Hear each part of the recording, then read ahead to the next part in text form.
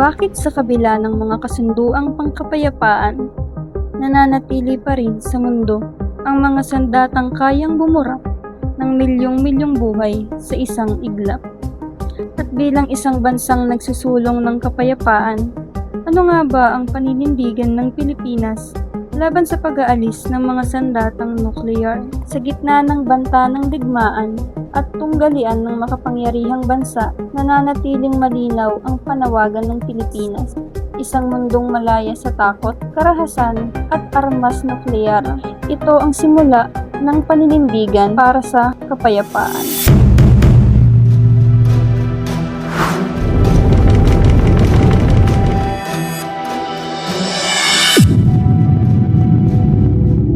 Nagsimula ang kwento ng nuclear weapons noong World War II nang gamitin ito ng Hiroshima at Nagasaki. Isang pangyayari na nagbago sa takbo ng ating kasaysayan. Matapos ng digmaan, pumasok ang mundo sa Cold War, kung saan nagkaroon ng kompetisyon ang malaking bansa sa pagdevelop ng maraming nuclear weapons. Dahil sa lokasyon ng Pilipinas sa Asia, naging estratehiko ito para sa mga military operations. Sa paglipas ng panahon, lalong nakita ng mundo na ang panganib ng nuclear weapons dahil maaari nitong sirain hindi lamang ang isang bansa, kundi pati milyong-milyong buhay sa kalikasan. Dahil dito, nagsimulang manawagan ang iba't ibang bansa para sa nuclear disarmament o pagbawas ng nuclear weapons. From early 1990 to 1940, naging tahanan ang Pilipinas ng malaking military base ng Estados Unidos. Ito ay ang Clark Air Base at Subic Naval Base. Kahit walang opisyal na kumpirmasyon, maraming naniniwala na may nuclear weapon na nakaimbak sa mga base na ito. Dahil dito, umusbong ang mga kilusan laban sa presensya ng nuclear weapons sa bansa. Maraming Filipino ang nangamba sa posibleng panganib na dulot ito, lalo na kung magkaroon ng digmaan o aksidente na may kaugnayan sa nuclear weapon. Naging malaking usapin ito tungkol sa seguridad, kapayapaan, at soberanya ng bansa.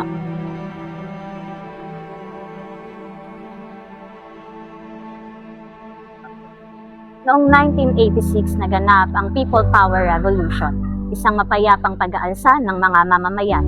Hindi lamang ito tungkol sa diktadura kundi para rin sa soberanya at kaligtasan ng bansa.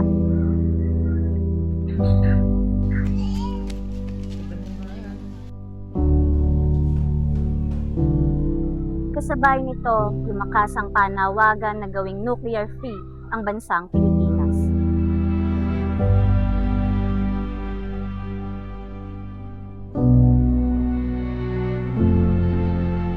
Bilang resulta ay sinama sa 1987 Philippine Constitution ang pagbabawal sa nuclear weapons sa bansa.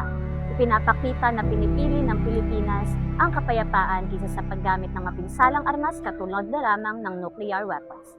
Nagkaisa ang mamamayan sa paniniwalang ang tunay na seguridad ay hindi nakukuha sa armas, kung hindi sa pagkakaisa at diplomasya.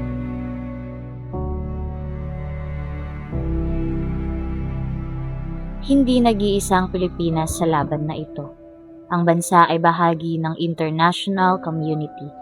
Ito ay sumusuporta sa kasunduan laban sa nuclear weapons. Kabilang dito ang Treaty on the Prohibition of Nuclear Weapons. Ito ay isang hakbang upang tuluyang alisin ang banta ng nuclear weapons. Sa pamamagitan ng diplomasya, ipinapakita ng Pilipinas na ang tunay na lakas ay nasa pakikipagtulungan at hindi sa pananakot. Hanggang ngayon, patuloy na sinusuportahan ng Pilipinas ang mga programang nagtataguyod ng kapayapaan at pagdaigdigang seguridad. Bilang mamamayan, mahalagang maging mulat tayo sa epekto ng nuclear weapons at suportahan ang mga hakbang tungo sa mas ligtas at mapayapang mundo.